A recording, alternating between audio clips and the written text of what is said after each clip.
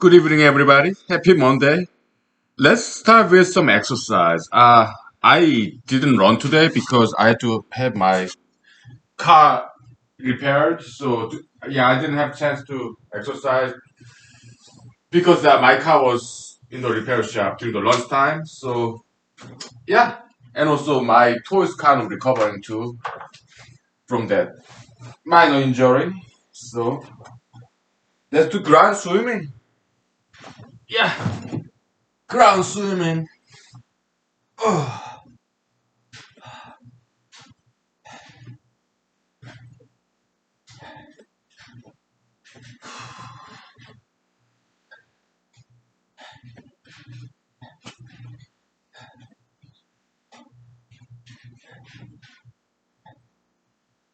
Oh. All right. So can you see my arms? Okay. Now next.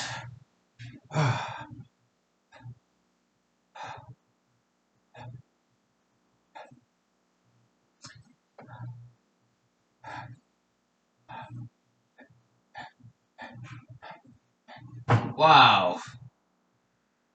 Wow. This is a good exercise. Okay.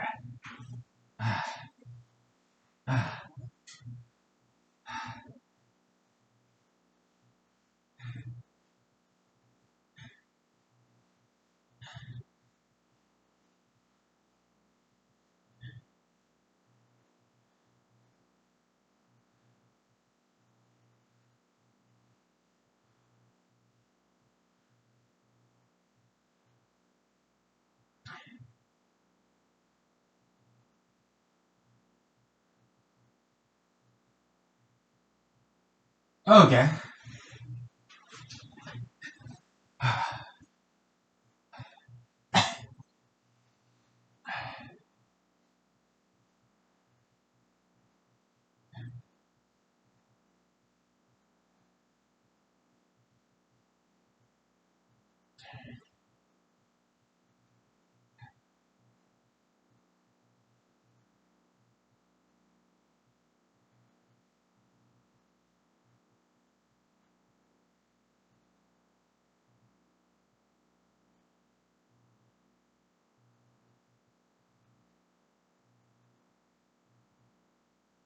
Okay.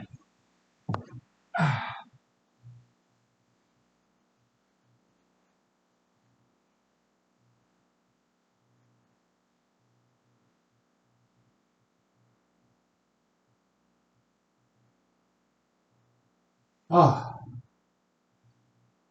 and finally,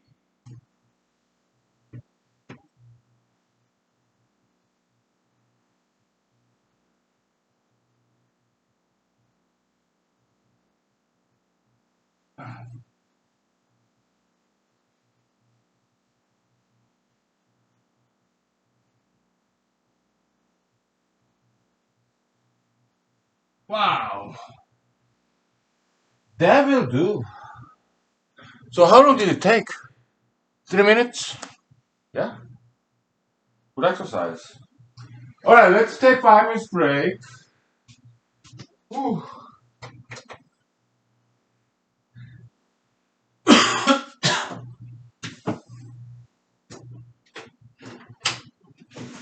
All right. Ah.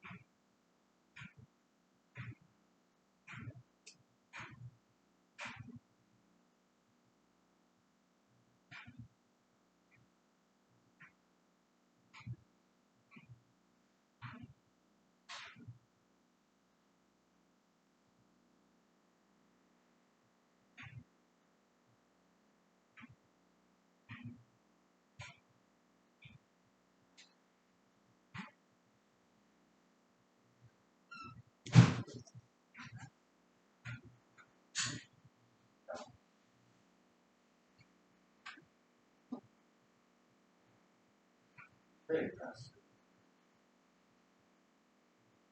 Also.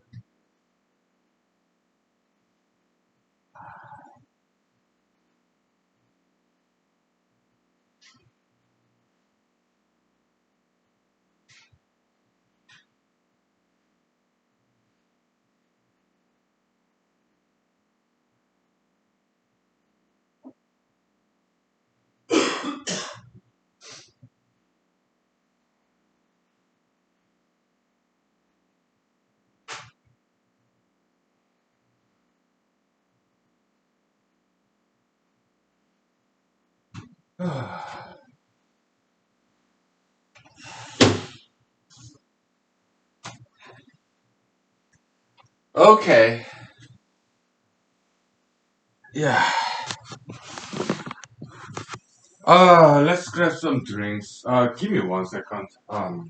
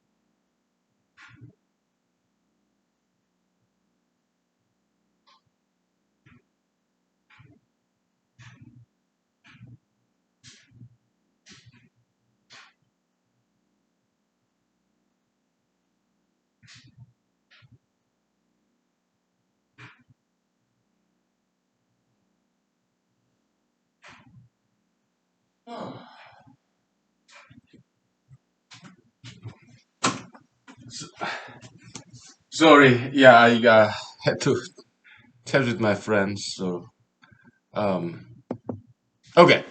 So, uh, let's see. Let's do humanology just a little bit, okay? Like work and play. Uh,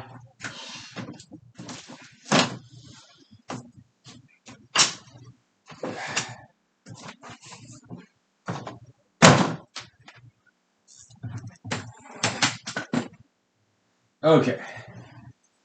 So, uh, we've been trying to figure out this heat transfer and copium transfer, the interrelationship, first analogy, um,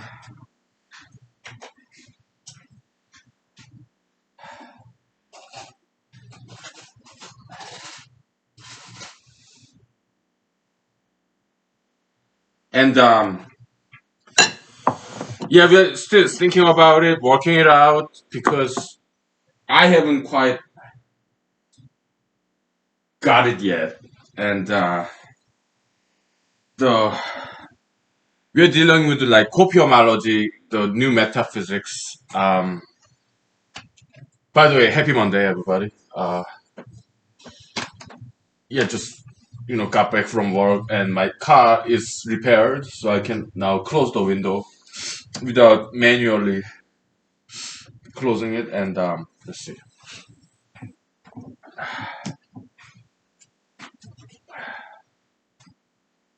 Okay, let me some peanuts real quick. I'm very hungry. Sorry.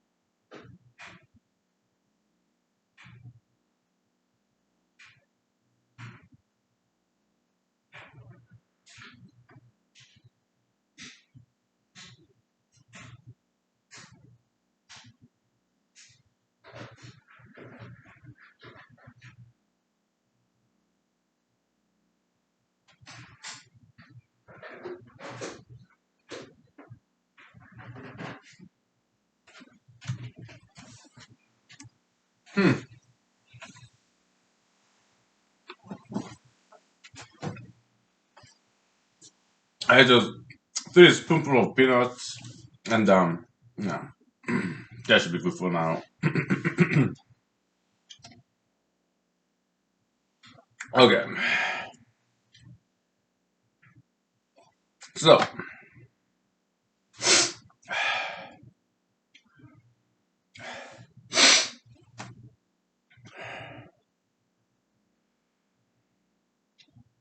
heat transfer. Right.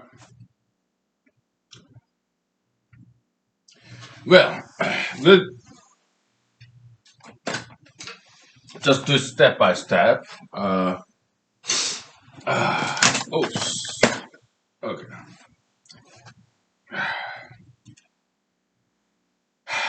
Heat transfer. Okay. Okay.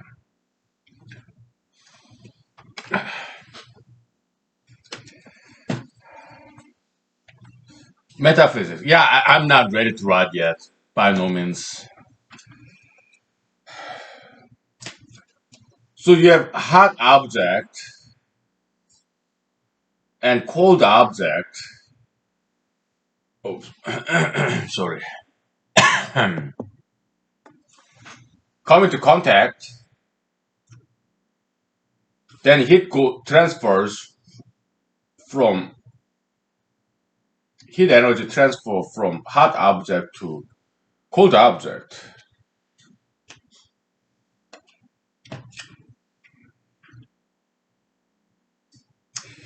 It has to do with entropy. Like entropy is like probability. It's like it can explain so many different things in thermodynamics. Okay, it's about probability in general. So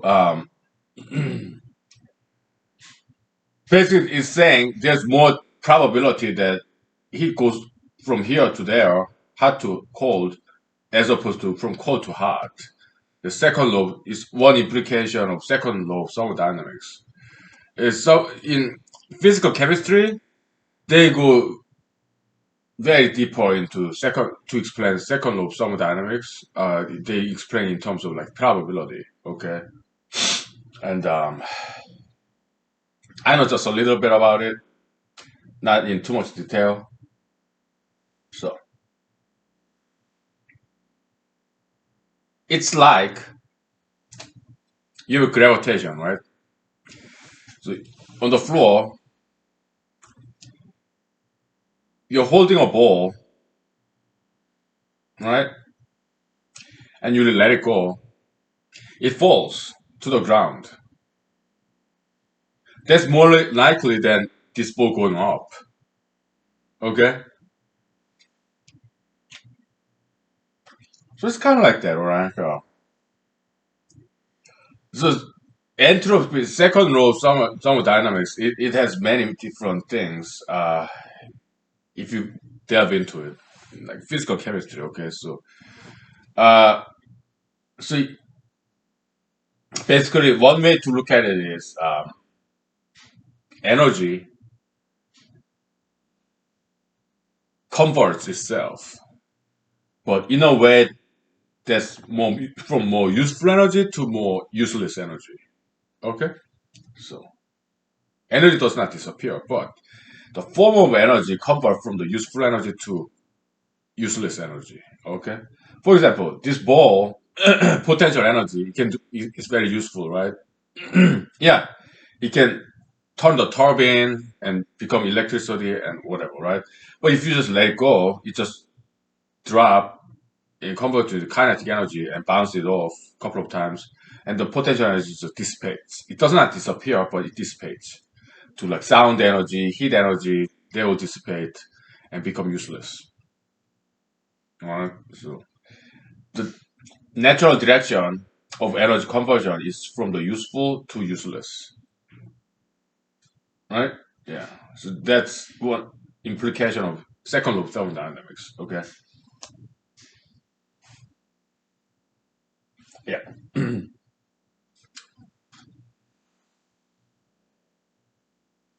Now,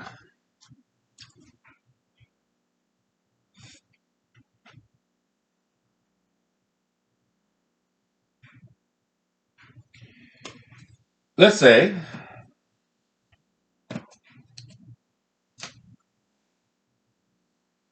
a wealthy man and a poor man come into contact. Okay. Then money flow from this wealthy man with a lot of money to poor man who have no money.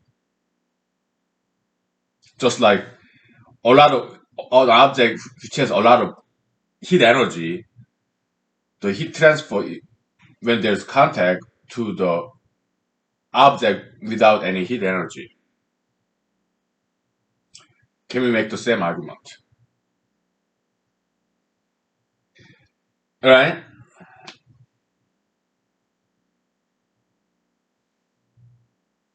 What are some similarities between two these physical phenomena, metaphysical phenomena? What are some similarities and differences? Is it an interesting question? I think it's a very important question. Okay. At least for the paper I'm gonna write next year. All right. So we take 5 minutes break. Okay. And if you want to, yeah, why don't you think about this? Okay. All right. All right. We'll take 5 minutes. So, yeah. I probably have some more peanuts. I'm still hungry. So.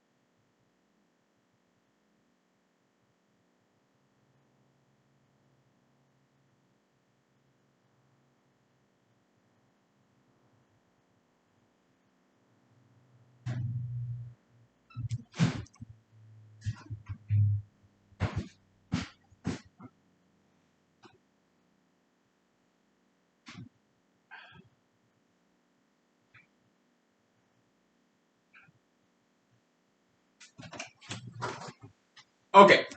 Water.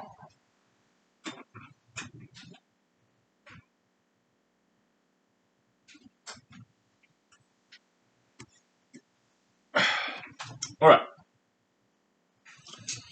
Let's think about this. Okay, it's kind of interesting concept, isn't it?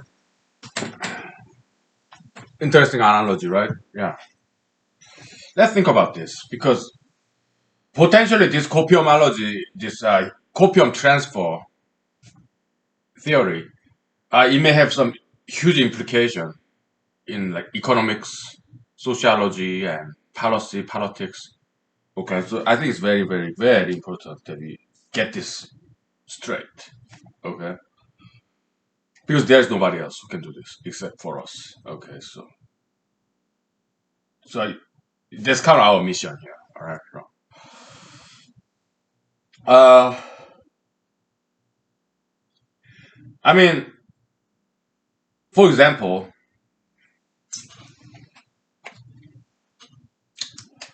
if two objects kind of tepid, okay, temperature.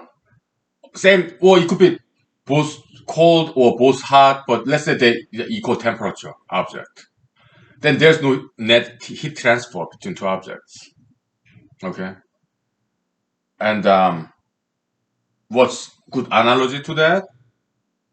Canada and America. Open border. People don't migrate to Canada illegally from America, or Canadians do not come to illegal America illegally because they are about the same economic level, right? Unless they committed crime and they're fugitives, right? So yeah, illegal border crossing between Canada and America is very rare. They have about equal money, but Mexico and America,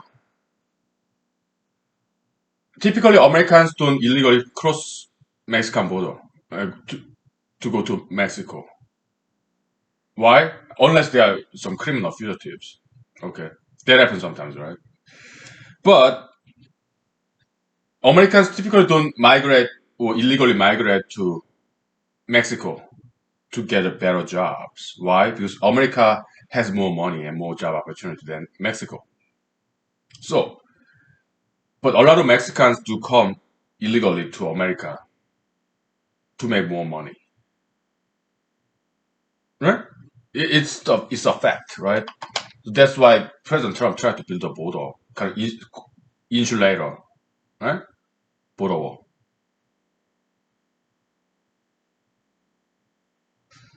Yeah, we want to complete that theory. Okay, it's very beginning stage, designing level right now. So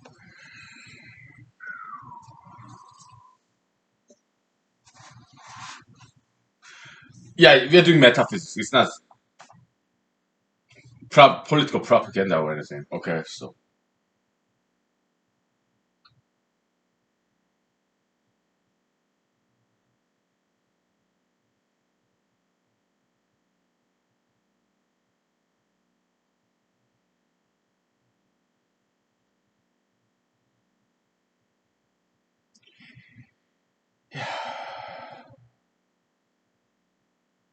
let me have some thumbs. Okay, uh,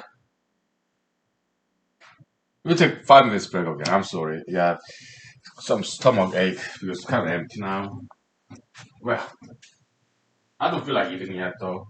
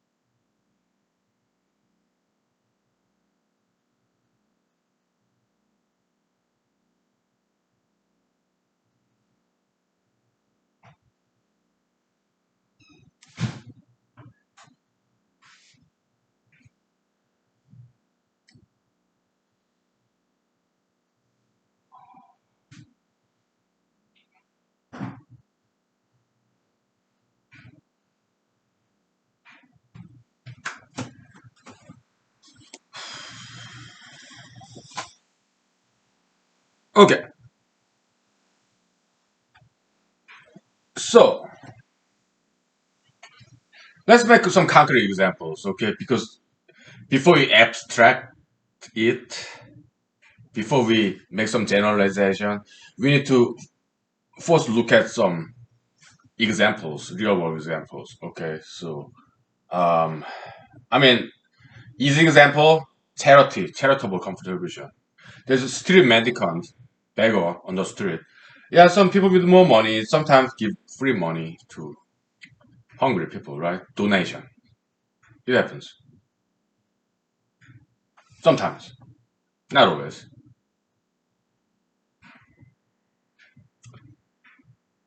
Other times, capitalism, employer with big capital. Uh, they create jobs sometimes, right? And then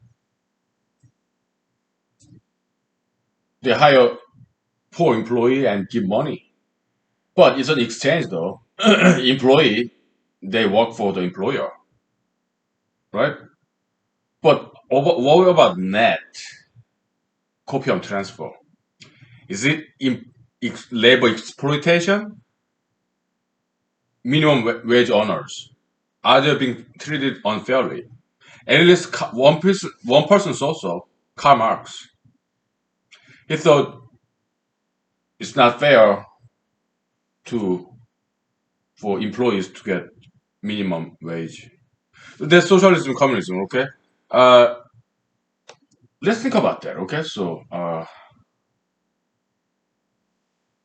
does the richer get richer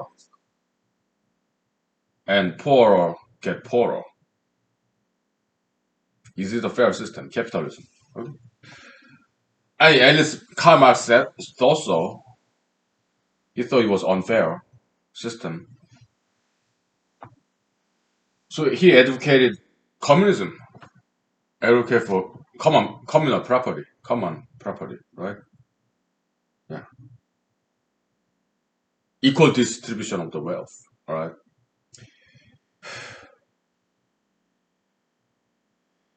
So basically, he's saying like let's put government in charge. Uh, when I was on my campaign trail during the Alaska Senate campaign, I met some voters who had some view like that, like socialized medicine. President Reagan criticized about that, right? So basically, let's get rid of the middle layer, insurance companies. Let's let government directly handle all the insurance claims. For some countries, it may work, and it may have worked, like South Korea, for example. Okay, uh, it could work. I don't know. Okay, but in capitalism, we have many different insurance companies, right? And then they compete with each other, and if they reject claim unfairly, consumers they will know and they will choose different insurance company, right? Because words will spread about this insurance companies bad bad faith activity, and people will switch their insurance companies to some other companies, right? So at least that's in theory, okay. That's how capitalism is supposed to work, right? So yeah, there's law in capitalism society. Yeah, anti-monopoly, antitrust law, right? So if there's only one insurance company, then consumers have no choice but sticking with the one insurance company, and then they'll just collect money and not pay out when people get into car accident or get sick, health insurance, car insurance, whatever, right? Yeah. But the thing is this: let's say hypothetically, insurance. Let's say government start doing the insurance claim, right? If government is in charge of all the insurance claims, will they do the do a better job than private insurance companies. So our government employees, well, if their salary is fixed, let's say hypothetically, insurance division or department of insurance, okay? Let's say they handle all the claims, okay? And in this hypothetical scenario policy, um, let's say insurance department, government department employees get fixed payment, so they don't get to make more money like private insurance companies would do by just rejecting claims because their salary does not depend on the revenue. Okay, I mean the so. But the thing is, if a government employee, this person's performance is does not depend on whether this claim get correctly handled or not. This person may be motivated to work less because he's gonna make same money anyway. So in order to work less, he will just reject all the even valid insurance claims to work less, right?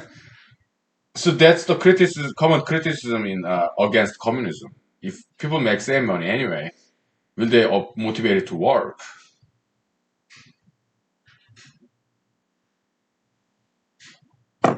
right?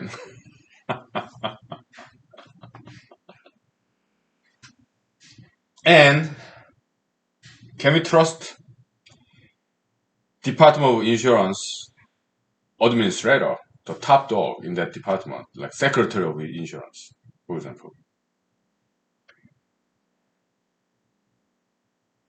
Will that person, like department head of insurance, will he or she take the money?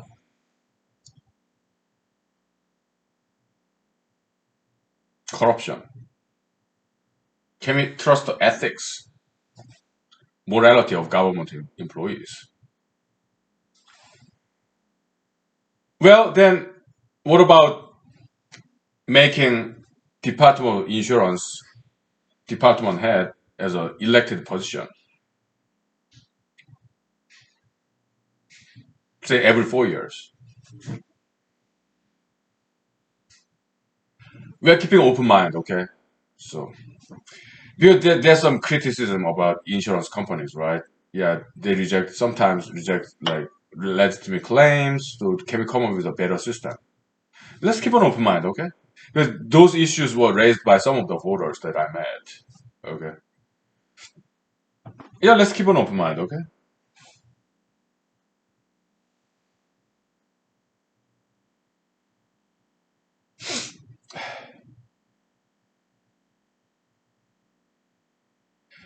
So people basically want to work less and make more money. That's just animal nature, human nature, okay? We want to everybody, that's everybody. We want to work less and make more money. Okay?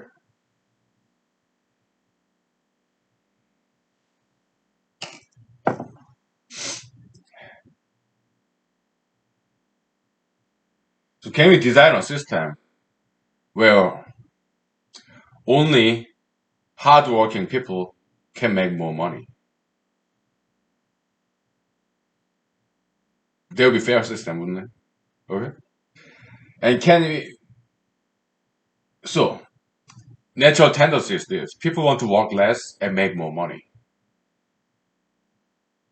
But ideal system would be people are forced to work more if they want to make more money. Okay? And in capitalism, uh, at least that's how it's supposed to work. Through via competition. Let's say you have two insurance companies.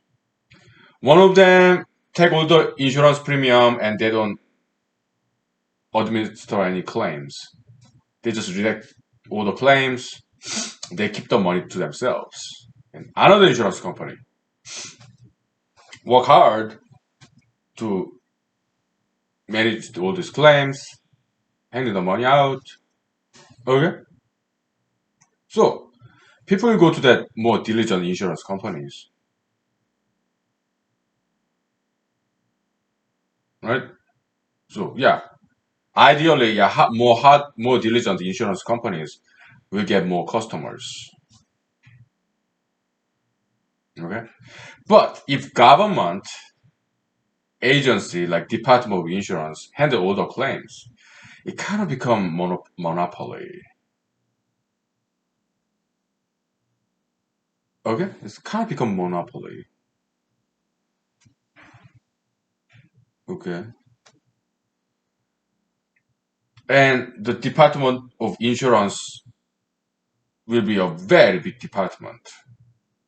They will have to hire basically government, Department of Insurance, this hypothetical Department of Insurance who will handle all the claims. It will be as big as all the insurance companies in America combined. The number of employees in all the insurance companies, like Allstate, you have Progressive, Geico, State Farm, big companies, right? So if government, one department of insurance will handle all those, it means those big insurance companies, they will have to merge and they will become governmental department, one big department of insurance. And those insurance company employees will be all governmental employees. So it will be probably the biggest governmental agency ever. Okay. And they will have one CEO, the Secretary of Insurance. It will be the biggest department in America. Okay? And it will be monopoly. There will be no more competition. And it will be very big governmental agency. And history teaches us when concentration of power happens, not always, but many times it leads to corruption. Okay. But what if Department of Insurance secretary become elected office, like 4-year term, like in democracy? Would it work better?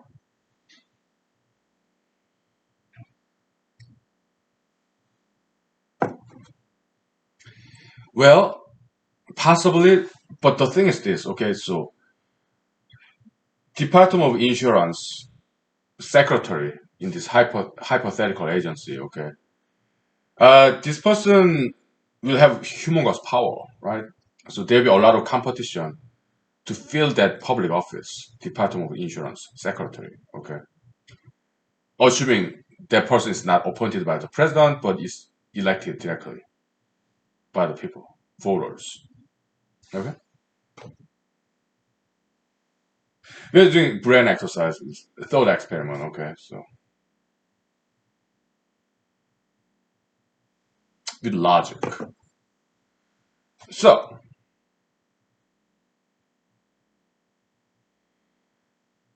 let's look at just presidency in America, elected office, right?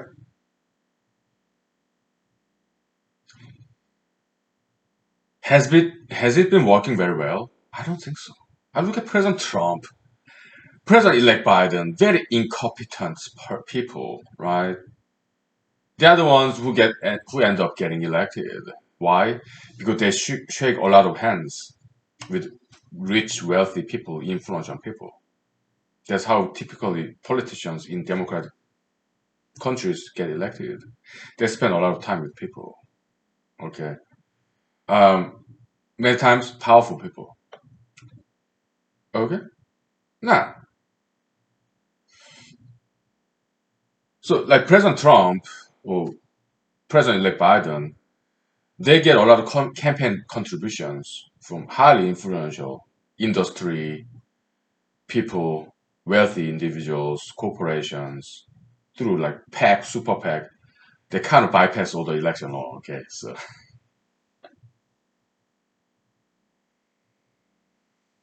they end up solving President Trump or President-elect Biden. They end up serving powerful people because they owe them campaign contribution. Okay. So that in democracy is like that too. Okay, revolving door, right? It doesn't matter whether it's Republican Party or Democratic Party. It's ruled by elites, basically. Okay, so that's why there is this term called useful idiots. Okay,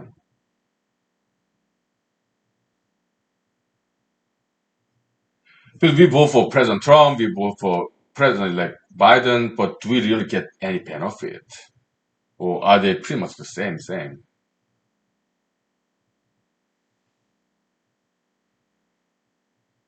Are they serving just big donors, like wealthy people, as opposed to taking care of the rest of us?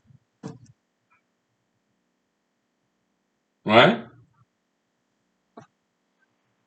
I mean, it's not been, always been that way. There's have been some exceptional leaders, presidents in America who genuinely care and who get elected to the presidency. Yeah, American history tells us have been several exceptional presidents in American presidency history. Right? Hmm, yeah. So if presidency, office of presidency has not been working very well most of times, then this Department of Insurance voted elected official, the Secretary of Insurance, it will just not work, it will non-functional, it will not function very well, just like U.S. presidency. Okay, people who get elected to this Secretary of Insurance department, they will go down the exactly same path as president's election. There will be a lot of campaigning to get elected to Secretary of Insurance Department, and they will work for those big donors as opposed to people who need that money, insurance money. Okay, wealthy people they don't need insurance money payout because they can pay for themselves when they get injured, when their house burned down because they already have a lot of money. Okay, because insurance fund it get reinvested. So most likely business people, they will get business loan from the insurance fund, even if it is governmental fund. Okay.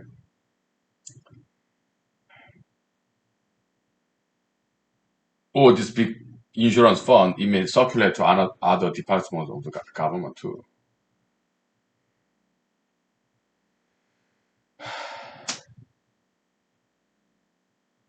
Then how can we make this insurance system better? It will have to be enhancement of human ethics and morality in general. Okay, because system law it does not really make that much difference. Why? Because people will find some other way to get around the law system. Okay, so I don't think changing the system or law regulation. I don't think there will be a solution to any problem actually. So in humanology, this brand of humanology, the solution to everything, it's about exercise, diet, ethics, morality, and make people higher quality characters, personalities through discipline, moral, ethical education. Okay.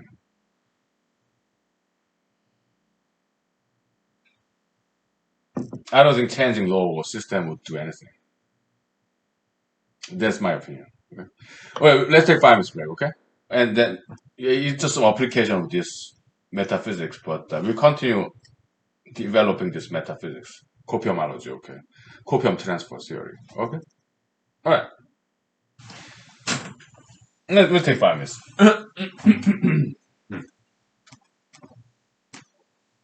All right.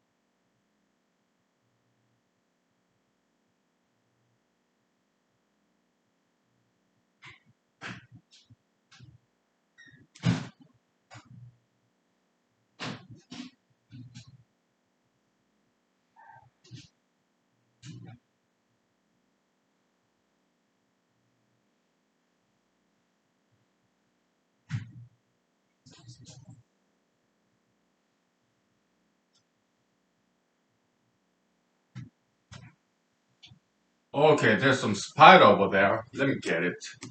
Yeah, weather's quite warm nowadays. It was like 35 degrees, okay, it's Fahrenheit. So yes, spiders they're waking up. Oh well.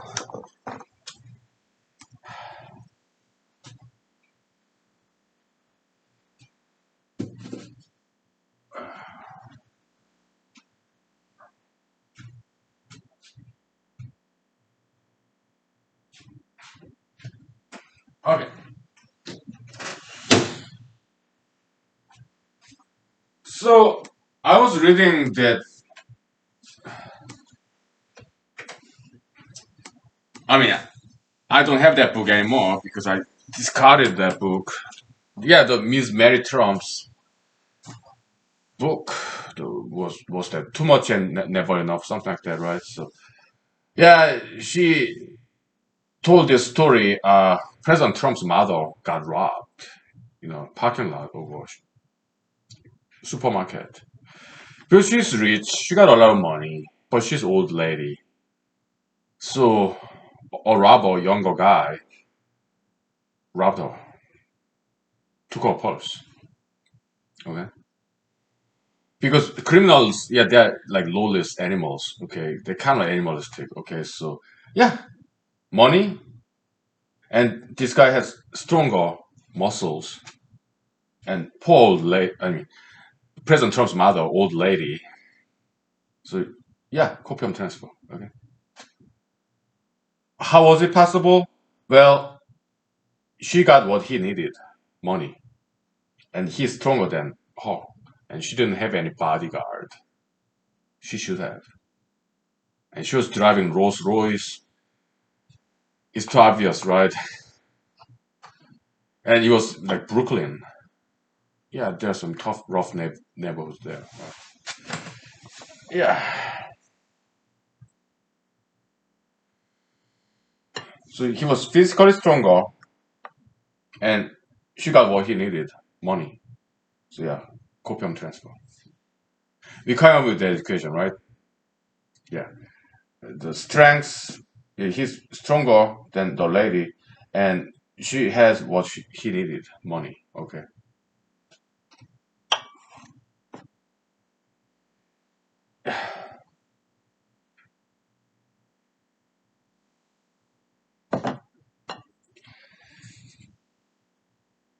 Now,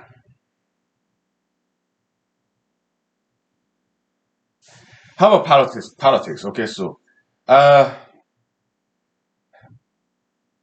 politicians need votes. Okay, and if politician is stronger than the voter, well, maybe not stronger. Maybe if well, it could be seen as an exchange though in politics. Okay, like let's say I have money, I need a new car, right? So I buy a car and I'm gladly give my money to the car dealer. And car dealer need money. I need my I need a new car, hypothetically. Okay. Then it's a lawful exchange. I give him what he needs, money, what he wants, and he give me a car that I want. So we are both happy, right? Car dealer has a lot of cars. Let's say I have a lot of money, but I don't have that much car. I need a car, right? Yeah. Then it's two exchange. Okay, so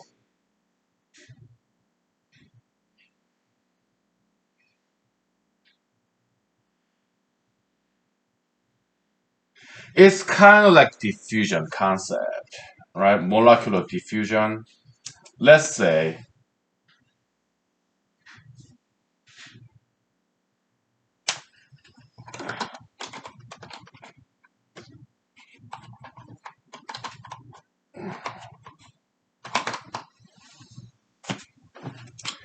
you have two jars, you have red ink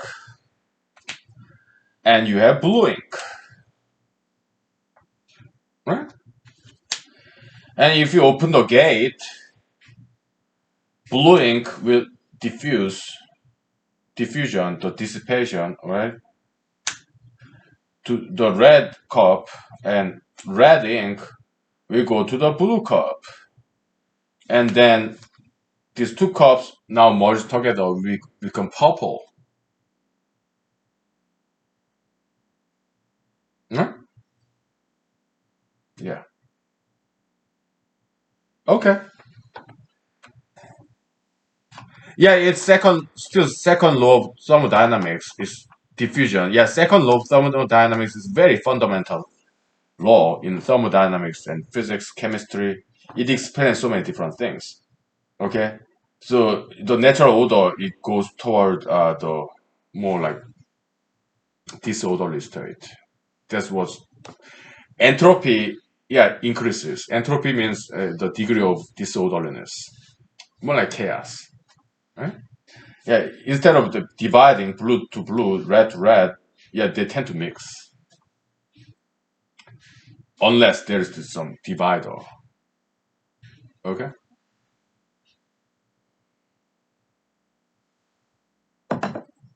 so this divider can be thought as a rule, ethics, law, or morality.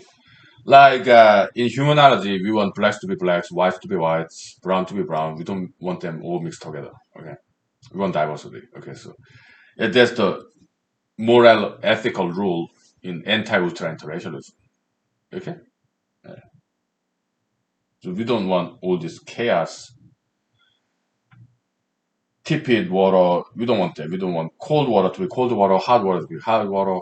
If that's the case, it's more useful to us. Sometimes we want to drink hot water. Sometimes we want to drink cold water. It depends, right? We don't want all the water in the world to be just tepid because tepid water is less useful than hot water or cold water. It's more useful to us when hot water is hot and cold water is cold. So that's why we have refrigerator, insulator. Right? Cold water, like ice, is very useful for preserving the food. Hot water, very useful to cook the food, to sterilize the food, boiling water, or cook the meat, right? Yeah, it's more useful. Separation, right? Yeah, there's like potential energy concept, heat potential energy. Okay, so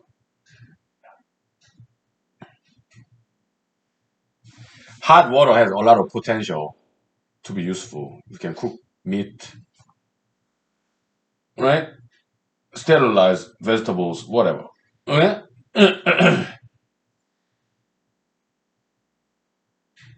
Okay. We'll take 5 minutes break. Okay, so yeah.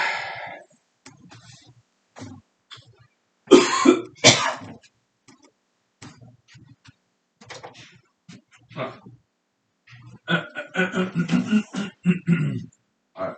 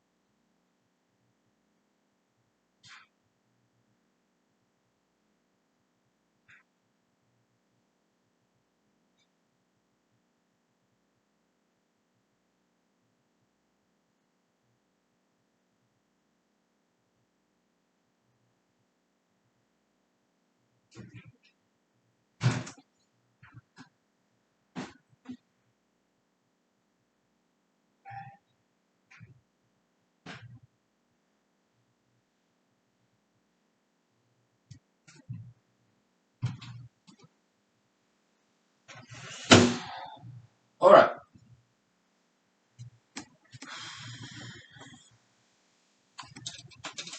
So how about the difference between rich people and poor people, or instead of the equal distribution of the wealth? When we think about potential energy, okay, it's this. Okay, you have ground. Some objects are underground, and some objects have higher ground. Okay, so that's the potential energy. Okay, the height, h, mgh, right? The difference between height. That's what creates potential energy. Electrical potential energy, electric potential. That's between the voltage, high voltage to low voltage. Okay, it's exactly similar, analogous to this gravitational potential energy, electric potential energy. It's like you have high voltage and low voltage, the difference in voltage. So that's what pushes electrons from higher voltage to lower voltage, something like that. Okay, so it's the difference that creates potential energy. Okay, for example, poor people and we are wealthy people, right? Now, because of that difference in this this uneven distribution of wealth. Poor people will strive to work harder and harder to reach that wealthy status from low to high. Okay, so poverty is what motivates people to work harder to make more money. So that's potential energy concept.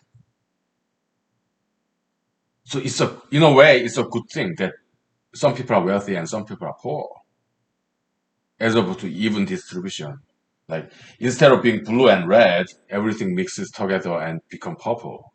Instead of that, we have blue to blue, red to red. We have hot water and cold ice. That kind of differential difference that creates more potential energy. Okay, so poverty can be thought as a potential energy, motivation. What motivates us to study harder, work harder, right? It's not just money; it's also fame. Why am I working so hard to come up with new ideas and write all these papers in order to become famous? Well, that's my personal motivation. Lack of fame, poverty of fame. That's what drives me to study harder, write harder, and come here after work. I'm drinking too, but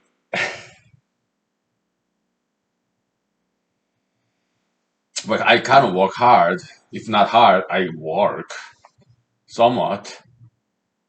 But come next month, next year, January, yeah, I restart writing if I'm ready. This is where we brainstorm. Okay,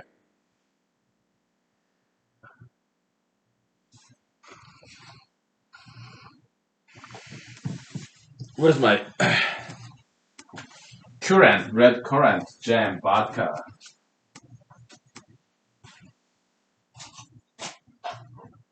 So during my spare time, I've been reading biographies of Jean-Claude Van Damme and also Steven Seagal. I have to correct myself. I thought Steven Seagal was half white and half American native. That's what I thought. And I have to correct myself. He's not. His mother side is like totally 100% Caucasian, like European. His father's side is European Jew, Russian Jew. Okay, something like that. Okay, so yeah. Oops, what am I doing? Oh my goodness.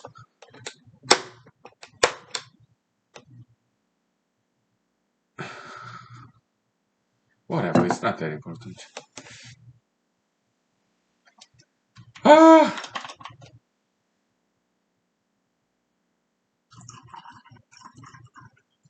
anyways, I poured this blueberry drink to currant jam drink. So let me get this berries out. Okay, so I don't mix drinks. So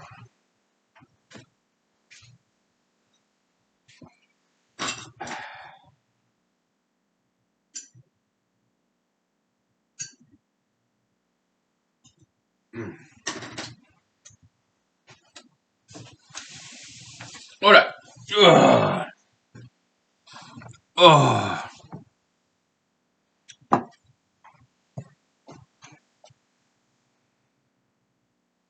Yeah, I don't like mixing cocktail kind of. I want blueberry vodka to be blueberry vodka and red currant jam vodka to be red currant jam vodka. Okay, I want them separate. It's good. Okay.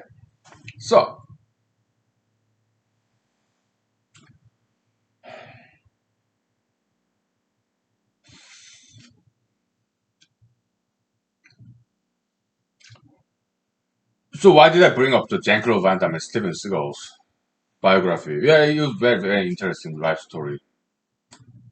So when they were not known, they worked very hard in acting, these martial art movies, right?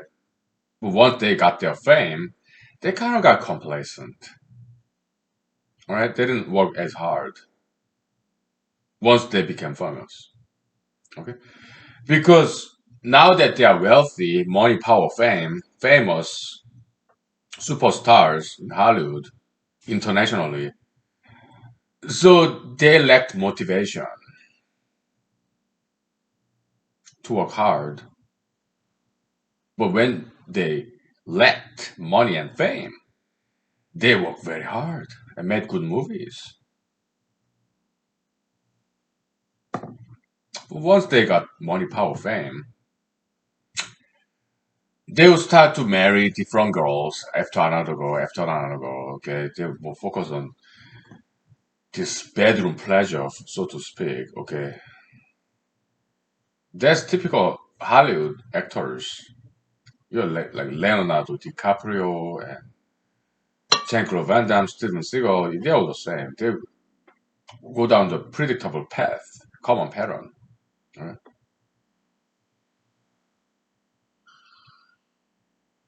Even females like Marilyn Monroe or whoever.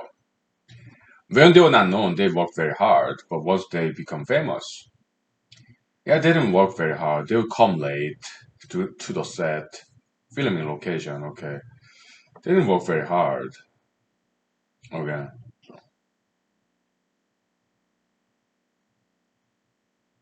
Okay. So lack of power, lack of fame, lack of money, that's great motivator. And that's good, something very good about capitalist society. It motivates individuals to work harder and harder to achieve that money, power, fame. As a politician, as a business person, as a scientist, as a entertainer, right? So yeah, capitalist system probably is better system than communism. Okay,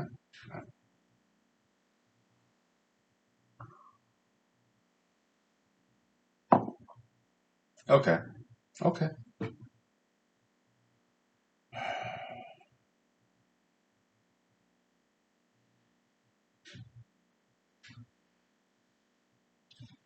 Let's take 5 minutes break. Okay, so yeah, because I didn't run during the lunch hours because I had to put my car to the mechanic shop and they did fantastic job. My car is all good. Okay, so yes, so I skipped running today because I couldn't go to the park during the lunchtime. Okay, so yeah, yeah, I think that's why my lower back is sore. Okay, because I didn't run. All right.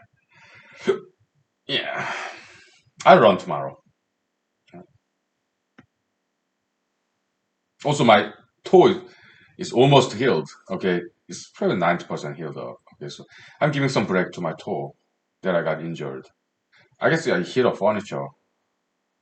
I don't recall. Okay, I guess when I was drunk. Okay, when I was walking. Okay, not much. Alright, no. Yeah, hit the furniture or wall. I don't know. We'll take 5 minutes break. Okay.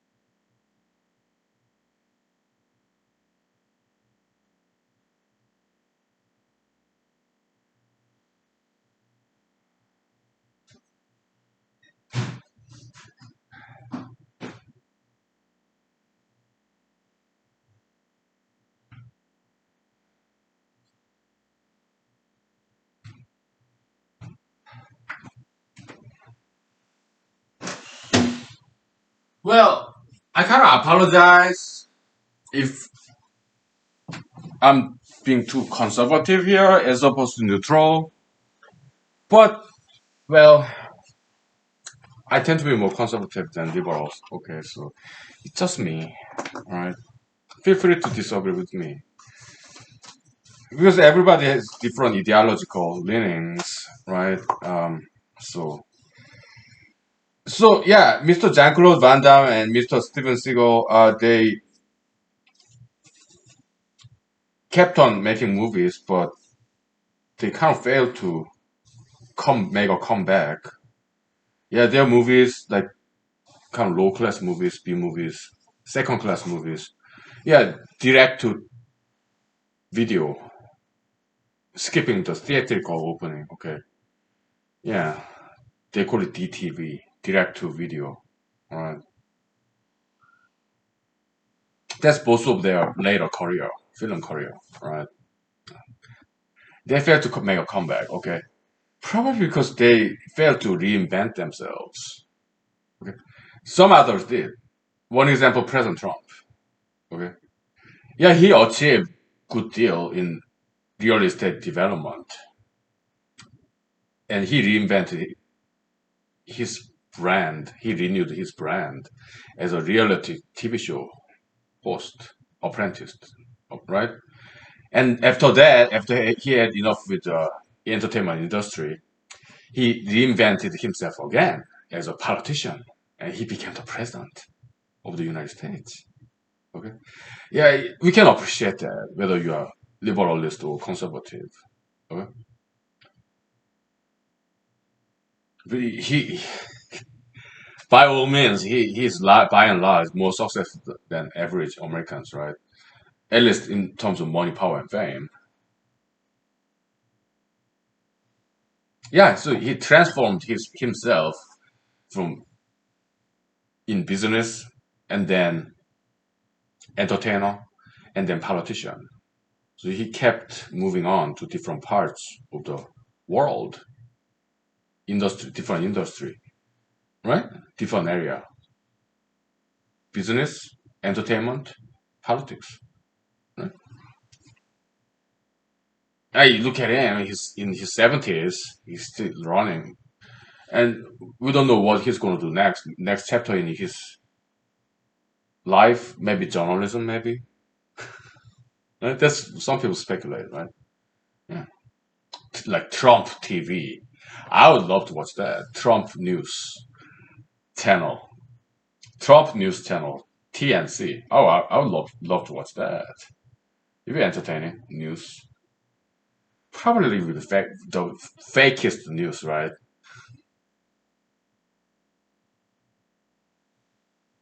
But a lot of news media are fake, anyways. Right?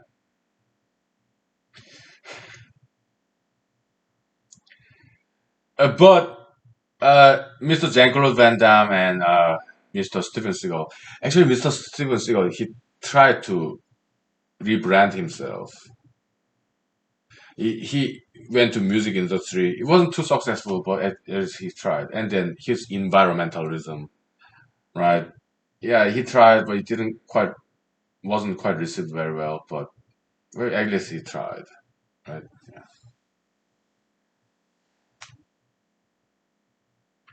Yeah. People get fed up once exposed to one thing for too long a time. So, like Ms. Marilyn Monroe said, yeah, fame is fickle. Okay, yeah, Ms. Marilyn Monroe. I think she's a very smart lady, actually. Yeah. Yeah, Jean-Claude Van Damme, Ms. Marilyn Monroe, very good-looking people. They kind of look goofy sometimes, sometimes dumb, both of them. Jean-Claude Van Damme and Marilyn Monroe, okay? But I think they're fairly smart people, okay? So, anyways. Uh, what else?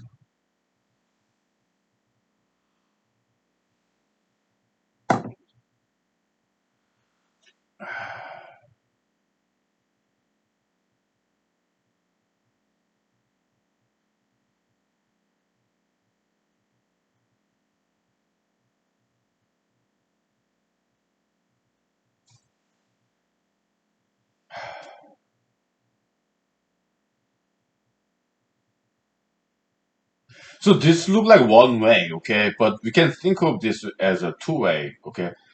Hot object give hotness to the cold object, and in return, at the same time, cold object give coldness to the hot object. Okay, here is two-way. Okay, a blue cup give blueness to the red cup. At the same time, red cup give absence of blueness to the blue cup. Yeah, it's icky, huh? Okay, but in car dealer example, I give money to car dealer and car dealer give me car. Okay? When I give car dealer money, car dealer is giving me absence of money. When car dealer give me car, I'm giving car dealer minus one car, absence of car. Okay, so it can be think of it four ways. Okay, so yeah.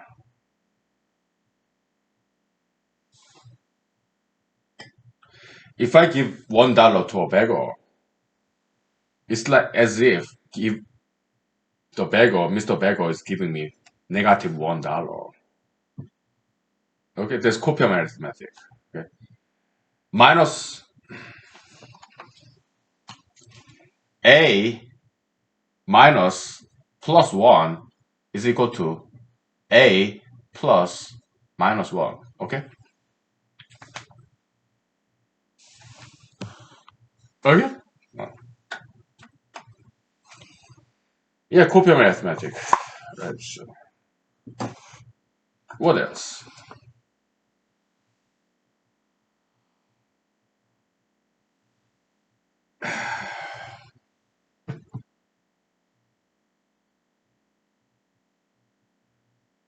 So, election, okay?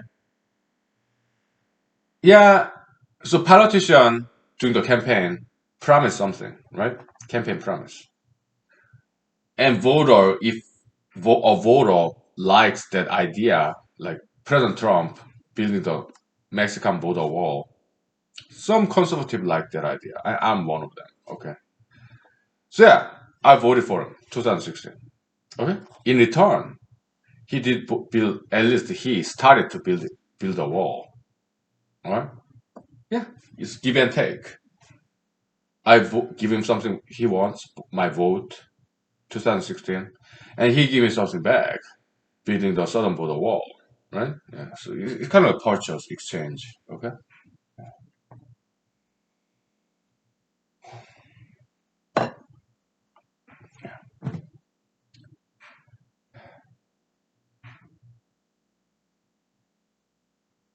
I think we did enough copiomology, enough humanology. Okay. So we'll continue on this. Okay. We keep refining this copiomology, this copium transfer theory, right? Uh, yeah, we're getting there, I think. Right? We're making slow and steady improvement. Uh, Good. Yeah. Let's put this behind us, right? Yeah. Well, I grab my cell phone and take a picture of this. Okay. So, okay. We'll take 5 minutes.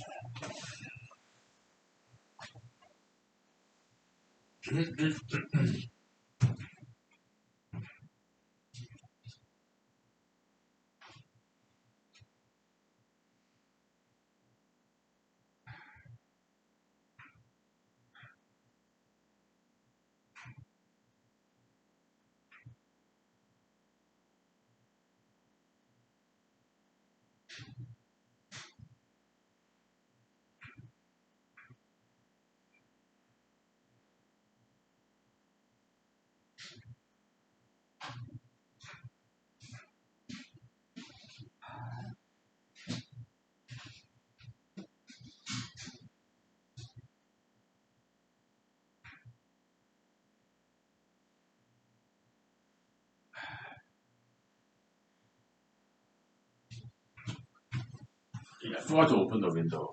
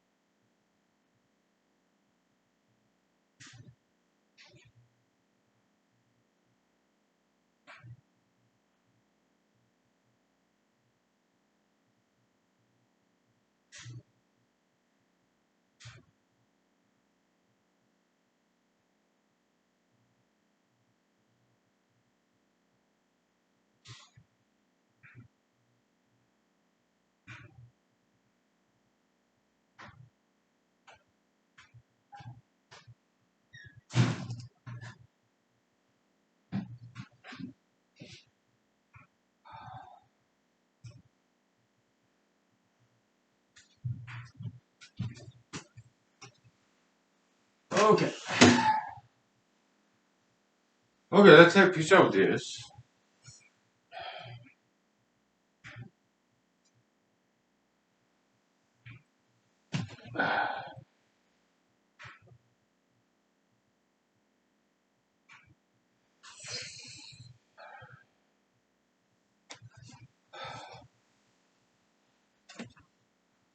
Okay. You know what? Let's sort of split because I was kind of inspired by Mr. Jean-Claude Van Damme. He does very good split, right?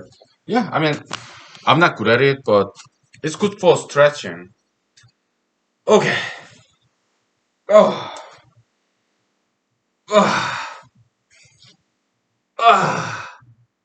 Woo. Ah.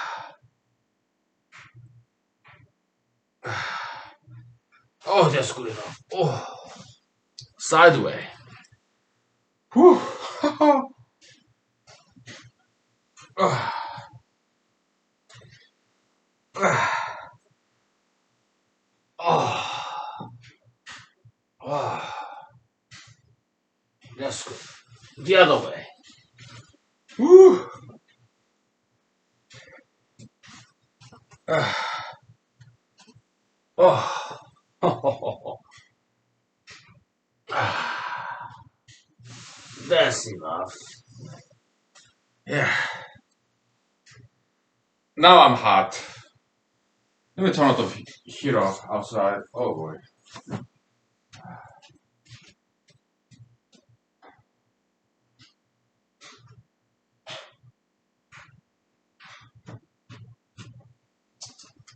So yeah, Mr. Jean-Claude Van Damme, yeah, very impressive man. He worked really hard.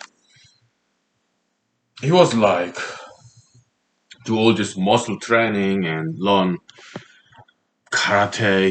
He's from Belgium. He's learned karate.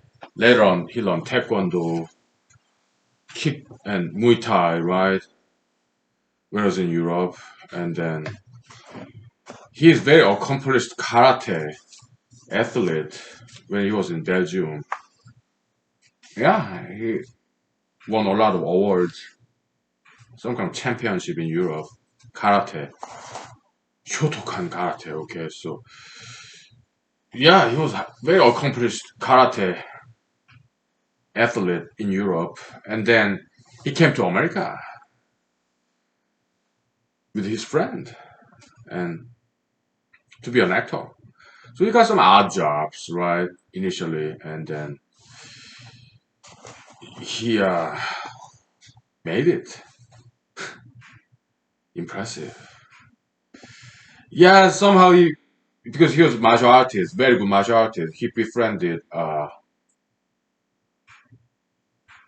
Texas Ranger guy. What's his name? I don't remember. The Texas Ranger guy, and he owned a restaurant, and he was something like bartender or whatever, maybe. So he got a job in the restaurant by the Texas Ranger guy, and in his restaurant, okay. And later on, he got some martial art coordinator for this Texas Ranger guy's movies, and then some small roles. Then later on, bigger roles, and he walked up the ladder. Okay, yeah, that's like American dream. He got it. Okay, Jean Claude Van Damme, very impressive. And when it comes to Mr. Steven Seagal, uh, he was born in Lansing, Michigan, from what I recall. Okay, yeah, I've been to Lansing. I stopped by when I was in Michigan law school. Yeah, it's just stopping by. well, traveling. Yes, and then he went to Japan and then learned some Aikido there. Then came back to America and he was an Aikido instructor in, I guess, Los Angeles. First, they say in Wikipedia, they say he opened this Aikido dojo, Aikido school in North Hollywood. I lived in North Hollywood back in the days, okay, so. But, and then I guess his dojo was successful Aikido as an Aikido instructor. And he moved to dojo school to West LA, like West Hollywood, which has more money than North Hollywood, okay? And then he got, I guess, got some acting job and as a martial artist, right? And yeah, the rest is Hollywood history, Hollywood story. But yeah, they walked up the ladder, right? By hard work, diligence, right? Impressive, yeah. American dream. It's not like they were born rich like President Trump did. Okay, so they're not born rich. It's just more like self-made man kind of. Jean-Claude Van Damme and Steven Seagal. Yeah, so. But President Trump, he was born rich, but still, he worked very hard, reinventing himself, right? Constantly. Yeah, I mean, he didn't always succeed in his business venues, right? Like Trump Eyes, this Trump brand water, or Trump brand this T-shirt. I've seen some. Okay, yeah, Trump T-shirt. I mean, long sleeve shirt, dress shirt. Didn't quite make it, but he tried in every single direction he could. Okay, so we can appreciate that, right? Yeah, some hits and misses, right? Yeah.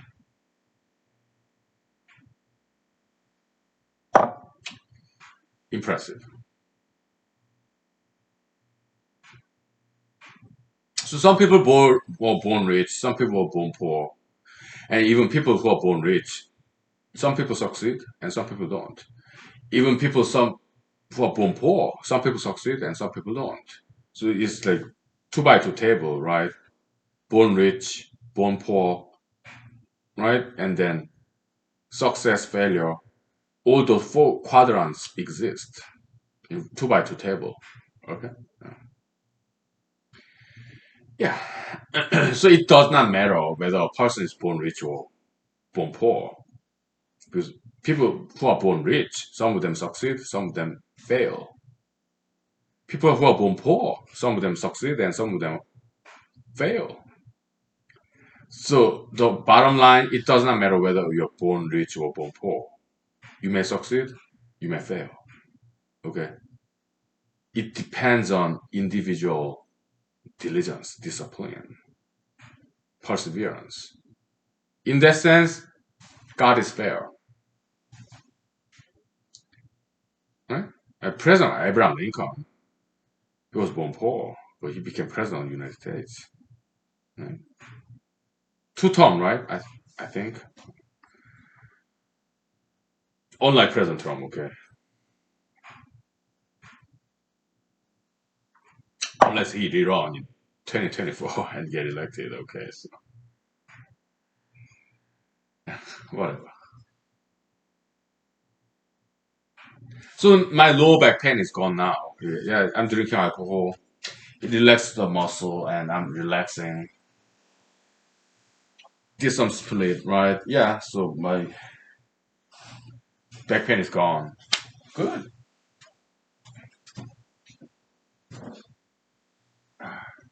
It's kind of getting chilly though.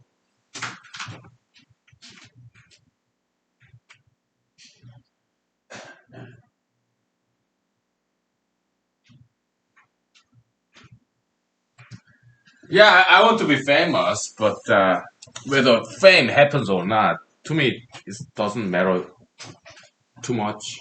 Okay, 'cause I'm reasonably happy. Okay, yeah, I keep learning, keep writing, right? Yeah, I'm okay with that kind of lifestyle. No problem.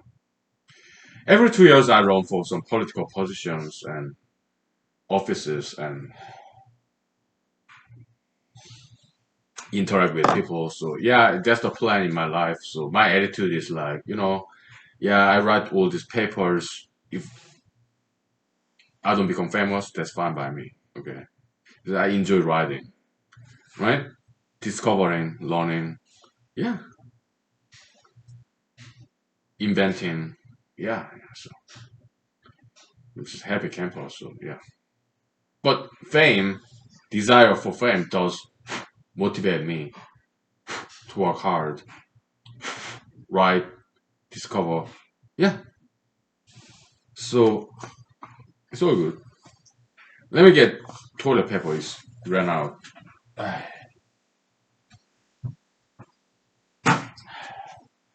Right from there. So I love toilet papers. Yeah. I love trash cans, toilet papers, bathrooms, because I need them. I love paper towels too. Great inventions.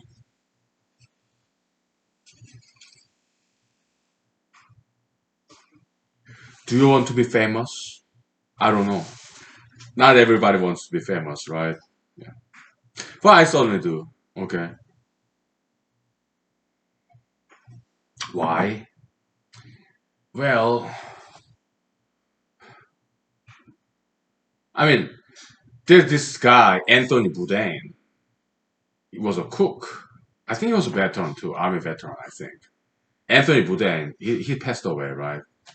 He died by suicide. Anthony Bourdain, the famous cook in New York, Manhattan, right? He's also author. He wrote book or books. Yeah, the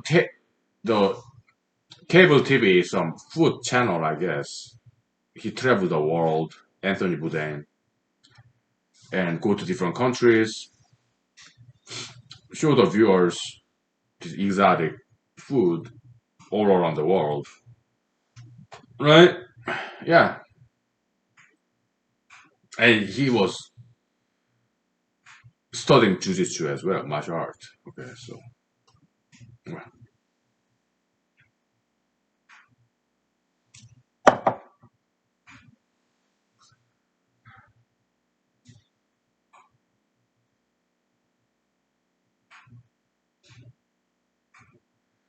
So why did he did suicide? Why did he decide to end his life? My guess is that yeah, maybe he overworked, right? Yeah, it's a lot of stress. Because I read this biography of Jean-Claude Van Damme. He started using cocaine when he was extremely busy. Maybe overwork, right?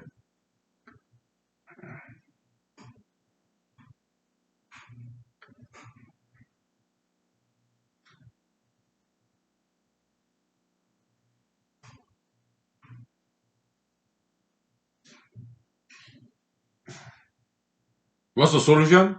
Yeah, education. Okay. Yeah. I guess, I mean, very stressful situation. I mean, come on. I can kind of understand it. In a big film or big television production like Anthony Bourdain's, TV show, this food channel, right? Yeah, this pressure, right? They make big money, but they're so busy. And Jean-Claude Van Damme in Hollywood, yeah, big film production, so very busy schedule. So Mr. Anthony Bourdain decided to end his life. Mr. Jean-Claude Van Damme decided to take cocaine, right?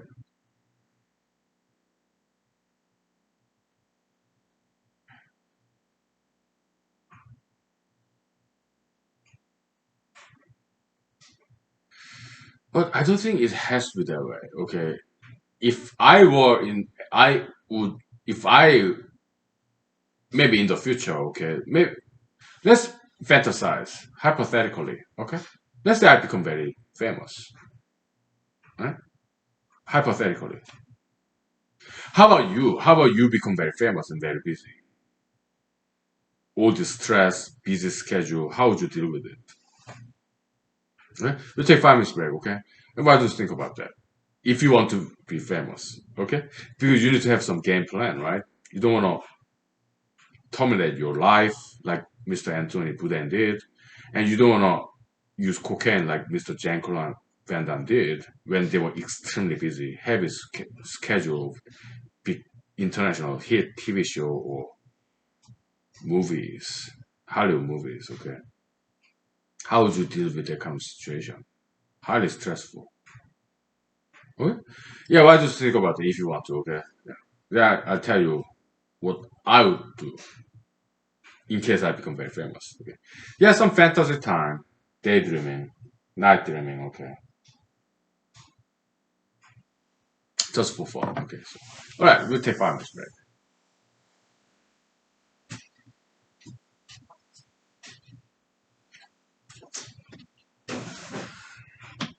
All right.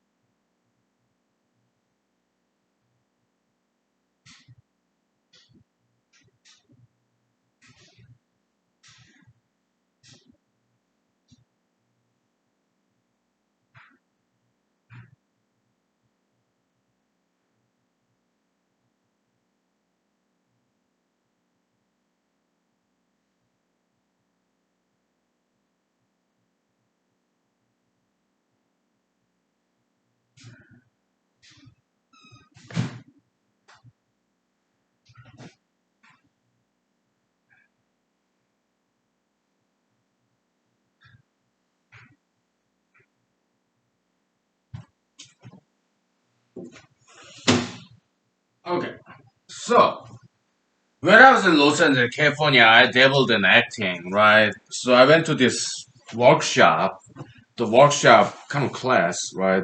Instructor was the father of Mr. Quentin Tarantino. Yeah, his father was also a director. Not as successful as his son, but still, right? So he got involved in some big film project, and he would tell us his experience, right? And he says, yeah, the everyday big film project it costs like thousands of dollars every day. Okay, I'm sure it does. Okay, you have to pay all these people, right? Camera crews and sound engineers, boombox operators, and electricians, and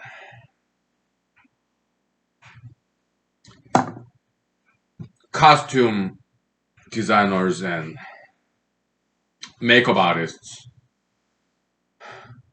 hairstylists, acting coaches. Yeah, yeah, yeah. I know this because I was in film industry somewhat. Okay, yeah. At the very bottom level. Okay, when I was in Los Angeles, California. Right.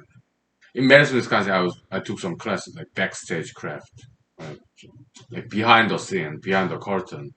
Yeah, haywire, this electrical stuff and sound, electric lighting stuff. Yeah, so I understand the business, entertainment business. So yeah, he said, yeah. So like, if I ever become an actor again, I mean, this is fantasize, okay? Let's fantasize, the humanology series or the papers we write, it become big hit, maybe 10 years from now, and then I become famous, give some lectures. After a while, if I become really famous, yeah, I might try some Hollywood. It won't be Hollywood though. Yeah, if I become famous as an academic, I probably have my own production company in Alaska. Why?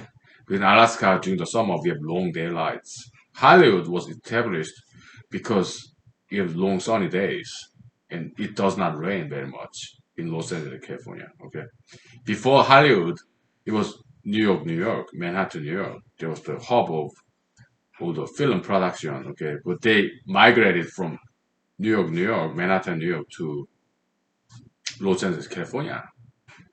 It is a American cinema history. Okay, yeah. So because they in Los Angeles, California, it does not rain and very sunny, long daylight. So that makes film production cheaper. Okay, daylight, sun, so you don't need lighting. It does not rain. So yeah, it save a lot of money in terms of film production.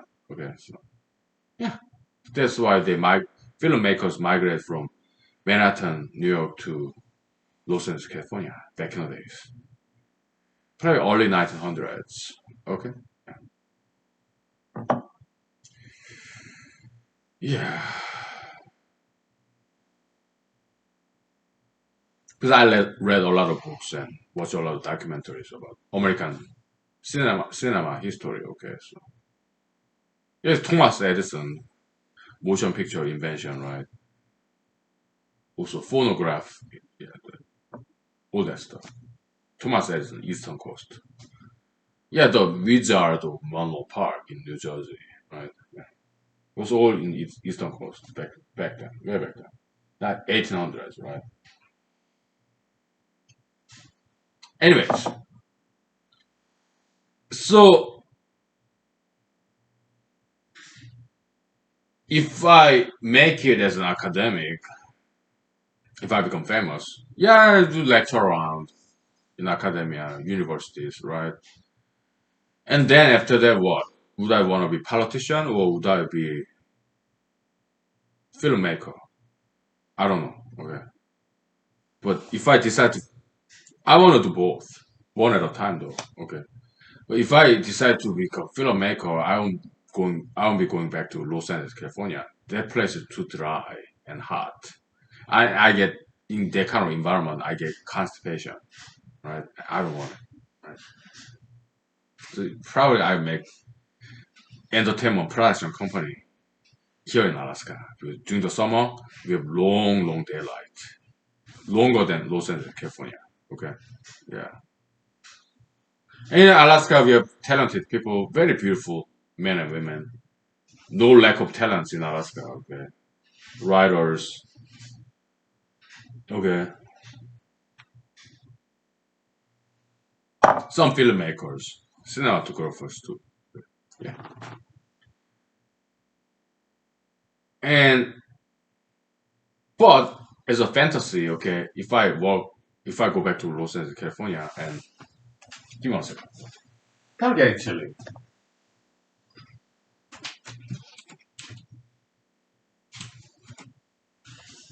Just as a fantasy, okay?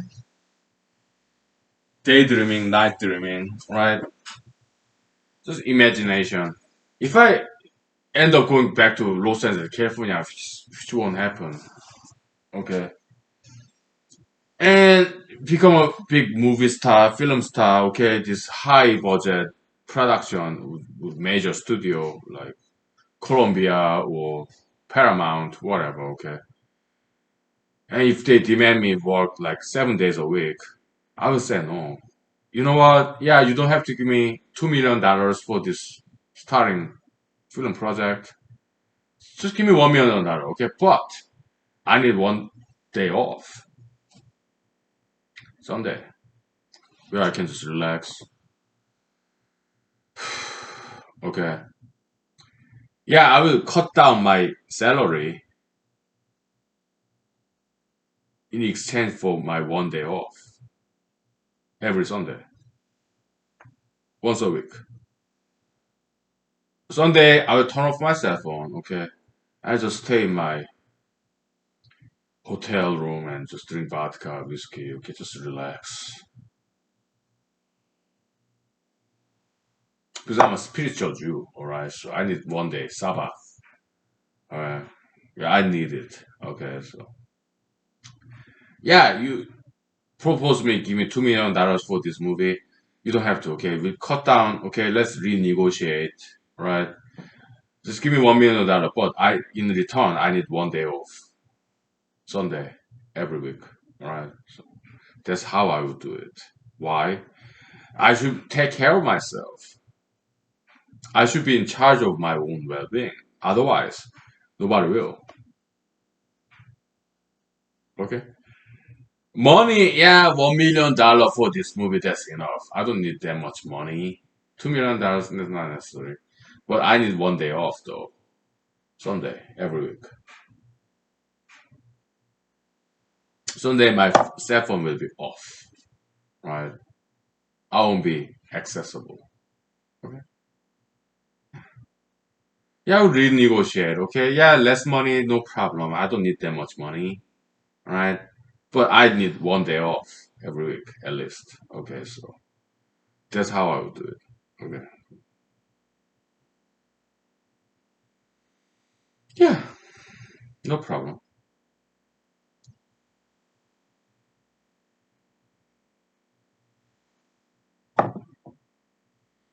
I mean, if I become very popular mainstream as a lecturer from this humanology, whatever, right? Yeah, I'll negotiate with inviters, universities, okay? Yeah, I need some vocal rest every 10 minutes, okay? You don't have to pay me too much, okay? You can cut down my salary, right? But every 10 to 15 minutes, I need like 2, 3 minutes cigarette break, okay? Yeah.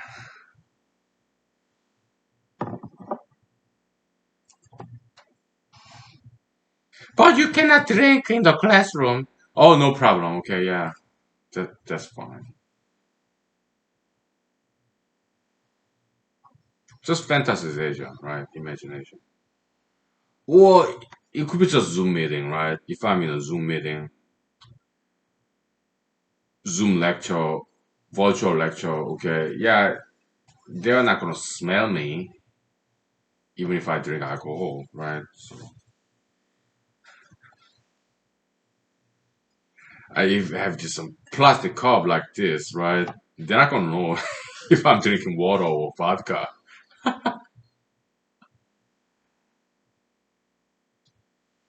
Yeah.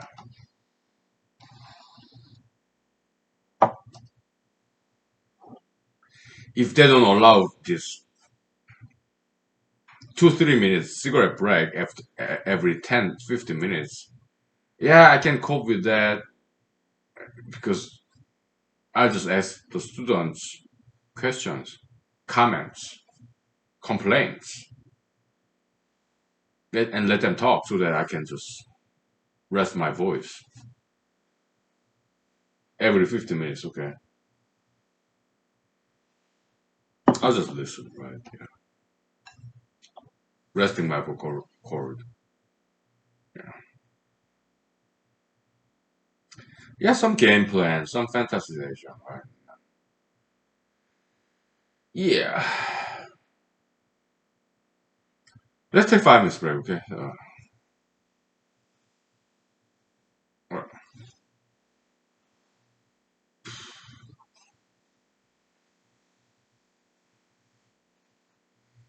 I need some vocal rest. So.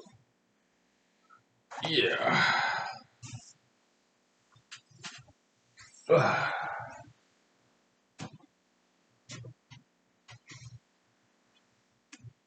I took picture of that, I think. Mm.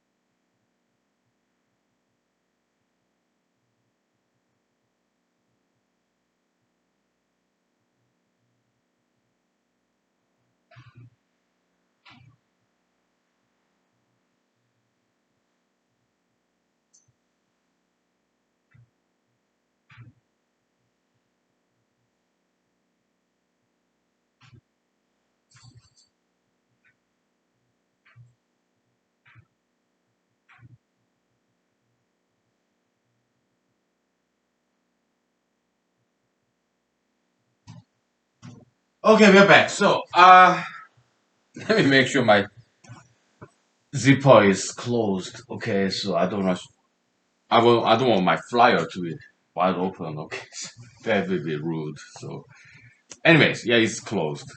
I checked it. Now, so symmetry of cinema. Can you take a guess what it means? Symmetry of cinema. Alright, I give you a minute. Okay, so symmetry of cinema.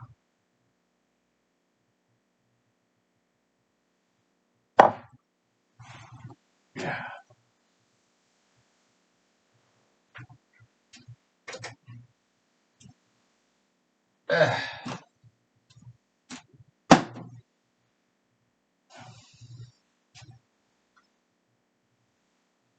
A hint. I give you two hints. Walmart and copyright law. Okay. Cemetery of cinema. All right. Walmart and copyright law. Okay. Is this okay? So yeah, a lot of filmmakers they make their movies, right? They sell it copyright to some distribution companies, and it end up being a DVD stockpile DVD, this fire sale DVD, piles and piles of DVDs in Walmart. To me, that's like cemetery of cinema. Okay, they're bound by copyright law, so they cannot put it on YouTube. Okay, but luckily, my movie didn't have any copyright. Well, at least, first of all, nobody was interested in buying copyright of my movie. Okay, so well, there's one distribution company. It was non-exclusive right. Okay, yeah, I just signed it. Okay, but nothing happened. Right? Nobody wanted to watch my movie. Okay, so therapy for mental phobia. So I ended up putting it on YouTube. Okay. Again, nothing happened. Okay. Yeah, but at least about 500 people watched it. Okay. So some parts of it. Right. So good. Better than nothing. Because I wanted to share this fruit of my labor, 1 or 2 years making this movie with the rest of the world, at least in theory. Right. So it's out there in YouTube, Google YouTube, for free.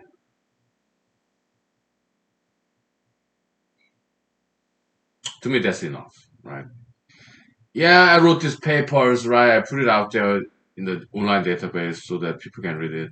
How many people read them? 5 people, 7 people, 10 people. Okay, yeah. But to me, that's good enough. Okay, at least in theory, it's accessible anywhere in the world, 24/7 for free downloading. Okay, so to me, that's good enough. Okay, 'cause I don't need money. I got my job. Okay, so yeah.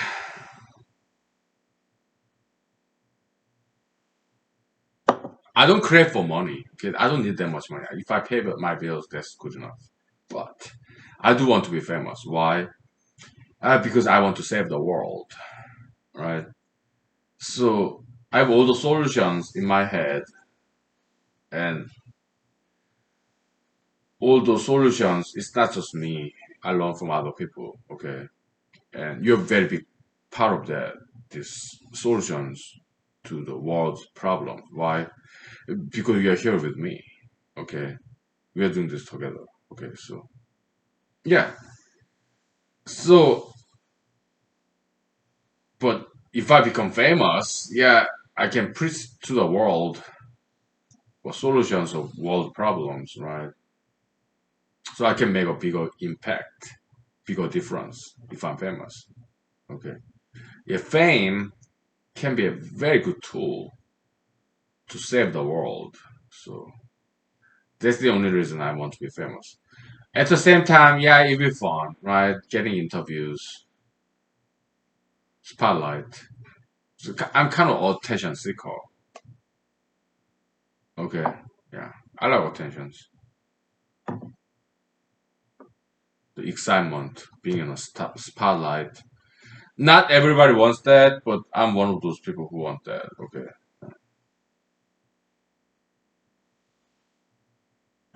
Yeah.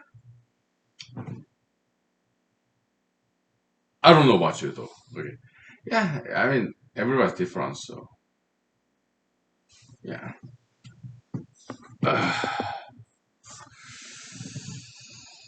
Yeah. So we'll see what happens, right? Yeah.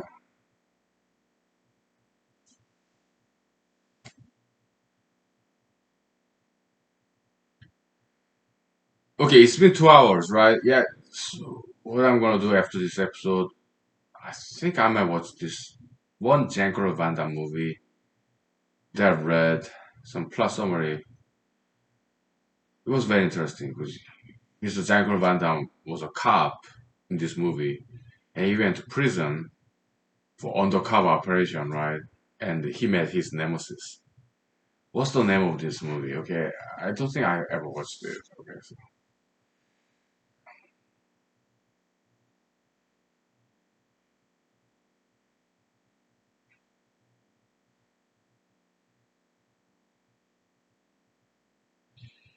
what's that movie? What's the title of that movie? By the way, yeah, I made a mistake. Erratum, okay. Yeah, I was confusing between two movies, Jean-Claude Van Damme movies, Quest and Bloodsport. I think they are about the same storyline, but the one I talked about, this Chinese Kung Fu master, I think that's the movie Quest, not Bloodsport. Bloodsport, I don't quite recall what it's about. Probably same storyline, okay. Yeah, martial art underground competition, right? Yeah. But the Chinese master, Kung Fu master, I think that was a Quest. I think I should order that movie too. If it's free in Amazon Prime, yeah, I'll just watch it. But what was that movie? Mr. Jean-Claude Van Damme, undercover cop in a prison, meeting his nemesis, the kind of guy, criminal. Spoiler alert, yeah, Sandyman, okay, that he met in jail. He put him in jail and he met him in the jail. What was that movie? I don't think I've ever watched it, okay. So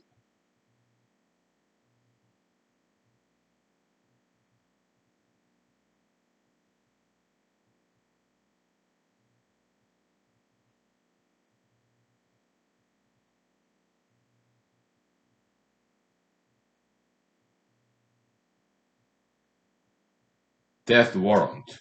Okay. Yeah, probably I watched that movie, okay, after this episode. So what does Sandman mean?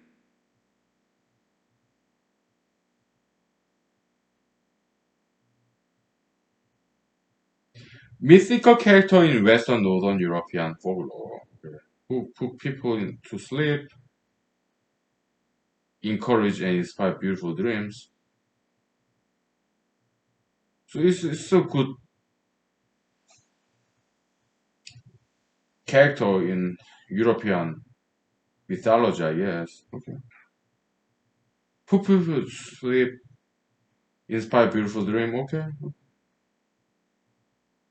By sprinkling magical sand onto their eyes, okay. So it's good character, okay, okay. I mean, Metallica, they sang Enter the Sandman, whatever. Okay, okay, interesting. Yeah, European mythology, Northern European, Caucasian mythology. Some of them are really good, right? Okay,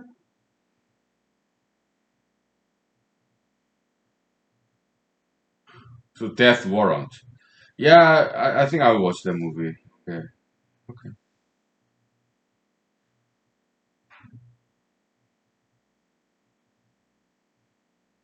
Interesting storyline, right? Yeah. Yeah, from what I read in my spare time, yeah, this University of Southern California student, he wrote that screenplay when he was a student there. Yeah, then he sold his screenplay to some film production, and this Jean-Claude Van Damme and film company made a movie, Death Warrant. Okay, okay.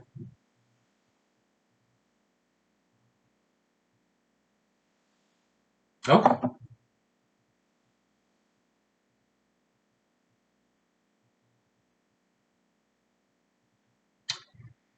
All right, let's wrap it up tonight, okay? We did enough job, humanology, right? Good stuff, right? And we continue to do so, okay? Yeah, maybe tomorrow, okay? So we have some fun, yeah, talk about random things, right? Yeah, great. Happy Monday, okay? Happy holidays. All right, bye.